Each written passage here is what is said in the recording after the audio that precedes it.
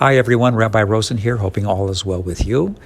It's of course ironic and appropriate that given the weather we've had this week that we are reading the story of Noah and the flood. Hopefully by the time you are listening to this, the very bad weather will have passed.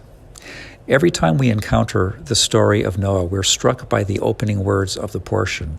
Noah, we are told, was a tzaddik b'dorotav, a righteous man in his generation. And at least in the course of reading that, many a person suggests, well, had he lived in a different time, he would not have measured up at all. To say that he was righteous in his generation is faint praise because everyone around him was doing some pretty terrible things, and even Noah himself succumbs to drunkenness and all sorts of mayhem by the end of the portion. But something curious is also at stake here. Noah is the only person who is described at all as being a tzaddik, a righteous man at all in the entire Torah. We don't hear that term applied to Moses, to any of the patriarchs or matriarchs or any of the prophets per se.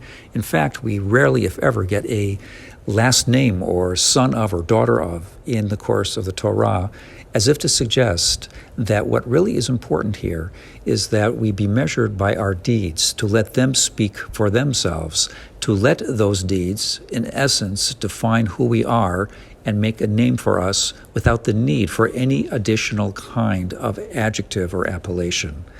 Maybe the very fact that Noah was called a tzaddik in the first place, a righteous person, was to say it was a name that he was given that he never really grew into.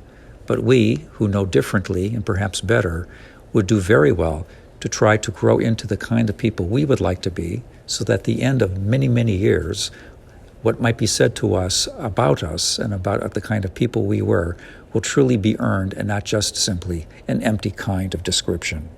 So here's to living a life that is not measured by the names that we seek for ourselves, but rather by the kind of deeds that earn us the kind of names we would like to have.